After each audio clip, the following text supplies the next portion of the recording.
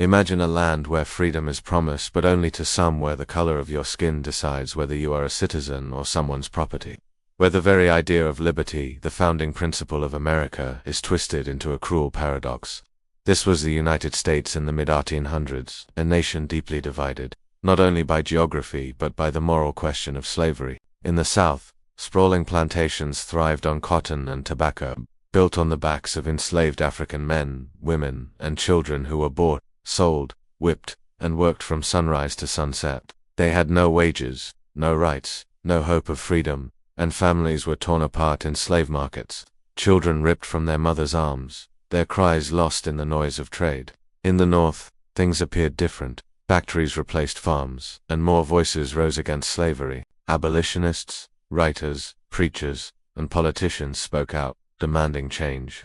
Yet even here, racism lingered like a shadow, and many valued the Union's survival more than the liberation of the enslaved. The U.S. Constitution had once sidestepped the question of slavery to hold the young nation together. But by the mid-19th century, that fragile compromise was crumbling. Every new territory added to the Union sparked bitter debates. Would slavery be allowed there, or banned? The nation was heading toward a collision, and the question was no longer if, but when. Into this storm stepped a man from the rugged frontiers of Kentucky, a man with no wealth, no formal education, and no family legacy of power, yet with an unshakable belief in justice. He would rise to become President of the United States and take the greatest gamble in its history, to challenge the very system that kept millions in chains, knowing it could tear the country apart. His name was Abraham Lincoln. Abraham Lincoln was born on February 12, 1809, in a small log cabin in Hardin County, Kentucky, to a poor farming family. Life on the frontier was hard and unforgiving, and young Abraham knew the sting of loss early. His mother, Nancy Hanks Lincoln, died when he was just 9 years old, leaving a deep ache in his heart. His father remarried, and his stepmother, Sarah Bush Johnston, became a source of comfort, encouraging his hunger for learning. But books were rare in those days, and he often walked miles to borrow one, reading by the dim glow of a fireplace late into the night. Every page opened a world far beyond the rough wooden walls around him. He absorbed not just facts, but ideas. Ideas about justice, freedom, and the dignity of all people. As he grew, Lincoln's tall frame and quiet determination set him apart. He worked as a rail splitter, store clerk, and surveyor, always listening, always learning. He saw firsthand how poverty crushed families and how slavery's shadow reached even into free states. Twisting commerce and politics, he moved to Illinois, built a career as a lawyer, and earned a reputation for honesty so strong that people began calling him Honest Abe. But Lincoln was more than a skilled lawyer. He was a man driven by a moral compass that pointed toward fairness. He entered politics, serving in the Illinois state legislature and a single term in Congress, where he spoke cautiously but firmly against the spread of slavery. In those days, many believed speaking too strongly against it could end a political career. But Lincoln was willing to risk unpopularity for the sake of principle.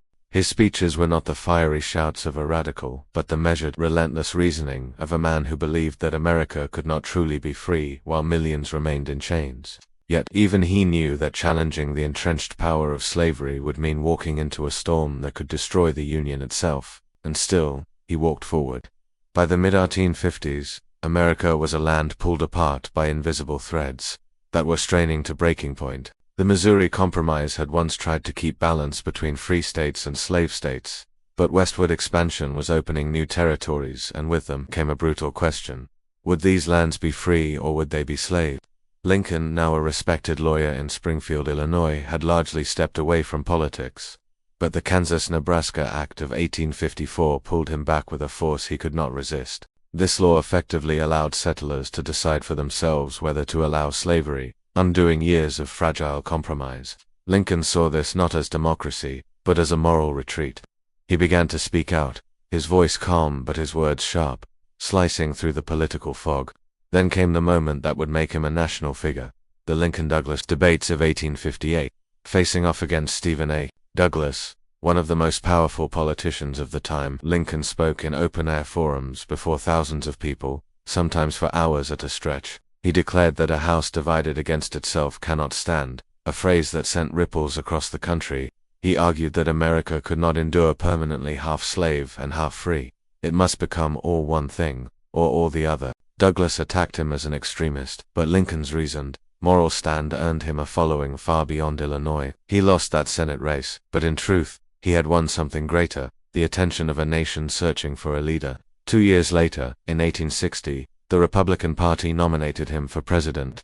His platform was clear: stop the spread of slavery, protect free labor, and preserve the Union. The campaign was fierce, the South warning that his election would be an act of war, while many in the North saw in him a man of rare honesty and resolve. When the votes were counted, Lincoln had won, but without carrying a single Southern state. The result was like a spark in dry grass. Before he could even take the oath of office, 7 Southern states seceded from the Union, forming the Confederate States of America.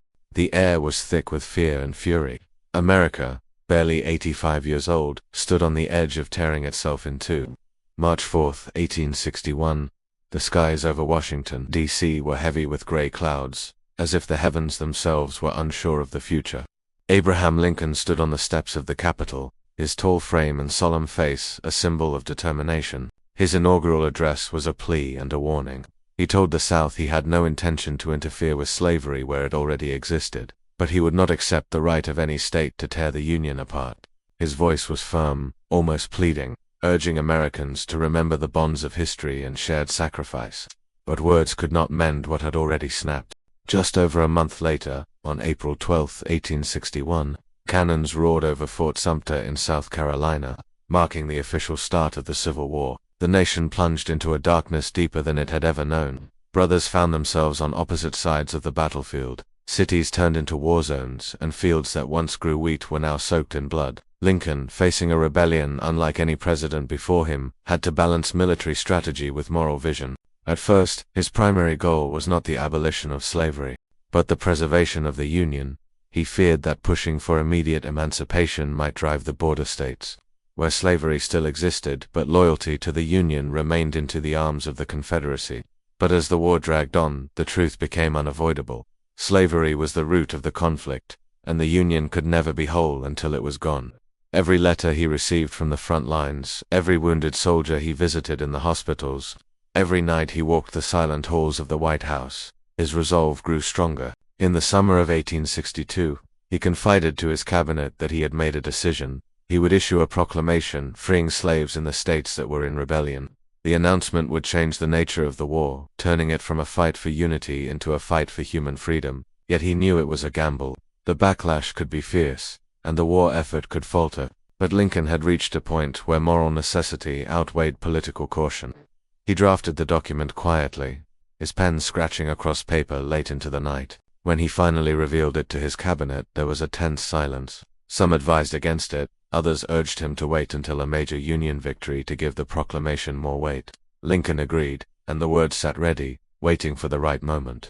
That moment came in September 1862, after the bloody but hard-fought Union stand at the Battle of Antietam, with over 20,000 casualties in a single day. It was one of the war's darkest chapters, yet Lincoln seized it as the turning point. On September 22, he issued the preliminary Emancipation Proclamation, declaring that on January 1, 1863, all slaves in the rebellious states shall be thenceforward and forever free. The South raged, the North stirred with hope, and the eyes of the world turned toward America. The war was no longer just about the survival of a nation, it was about the rebirth of its soul. The first day of 1863 dawned cold and gray in Washington. Outside, the city still carried the weight of war, but inside the White House, Abraham Lincoln held a document that would alter the course of history. His hand trembled slightly, not from fear, but from the hours spent shaking hands at a New Year's reception earlier that day.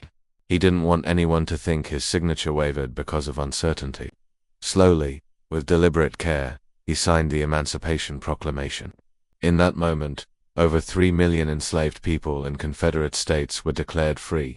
The ink was still drying when word began to spread, carried on the wind of soldiers' voices, whispered in secret gatherings, and finally breaking into songs of hope. In Union camps, African American soldiers and freedmen celebrated. Some fell to their knees in prayer, others hugged each other tightly, tears cutting paths through the soot and dust on their faces. For them this war was no longer about lines on a map, it was about dignity, family, and a future stolen for generations. But Lincoln knew the proclamation did not free a single slave in the loyal border states. nor in areas of the South already under Union control. It was a strategic blow aimed at the heart of the Confederacy, weakening their labor force and signaling to the world that America's fight was now a moral crusade.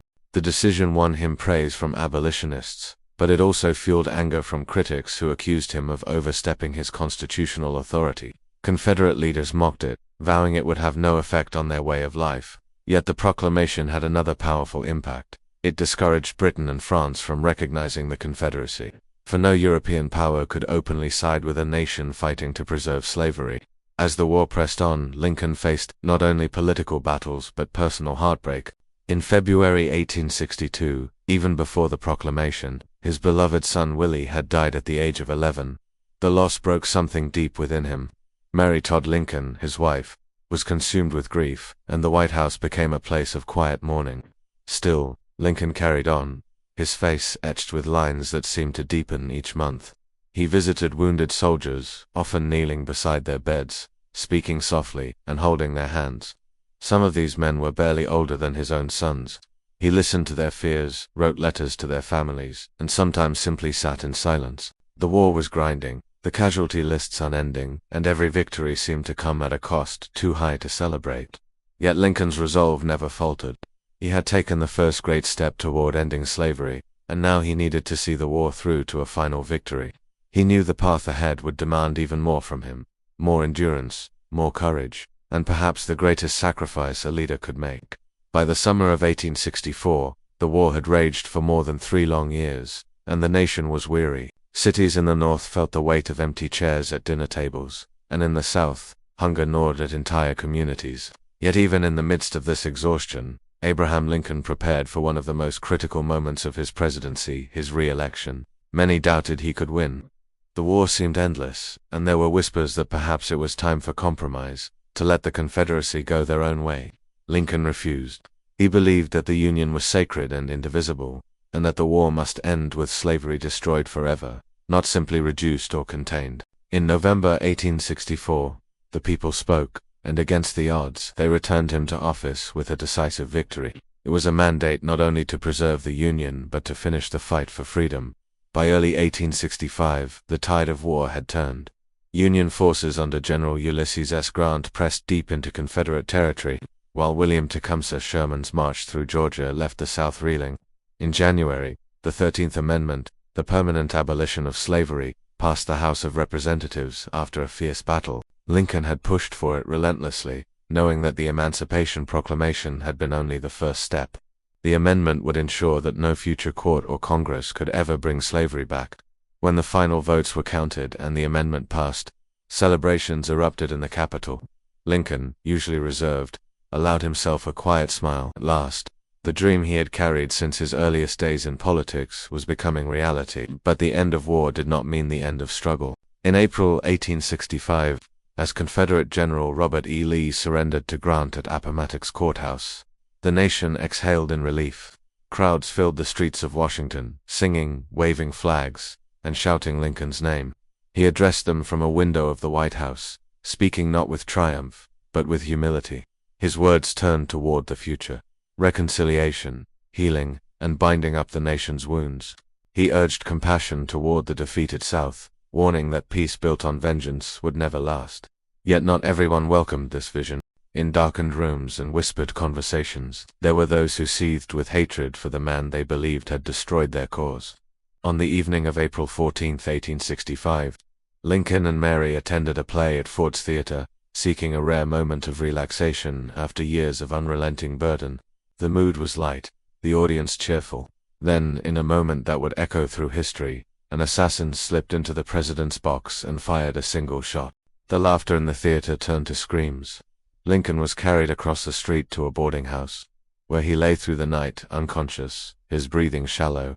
Soldiers, officials, and friends gathered in silence, knowing the end was near. As dawn broke on April 15th, Abraham Lincoln, the man who had led his country through its darkest hour, took his final breath. Secretary of War Edwin Stanton, standing at the bedside, whispered, "Now he belongs to the ages." Across the nation, church bells tolled and people wept openly in the streets. In the South, even among former enemies, there were those who recognized the greatness of the man who had fallen. His body was carried by train back to Springfield, Illinois, retracing in reverse the path he had taken to the White House 4 years earlier. At every station, thousands came to pay their respects. Farmers, soldiers, mothers, clutching children, all standing in silence as the coffin passed. Lincoln had been born in a log cabin, risen from poverty through sheer determination, and carried the weight of a fractured nation on his shoulders. He had freed millions from bondage, preserved the Union, and given America a chance to become, in his own words, a new birth of freedom. His life was a testament to the power of perseverance, moral conviction, and the belief that even in the darkest times, hope can prevail. And though the man was gone, the legacy he left behind would shape the soul of the nation for generations to come.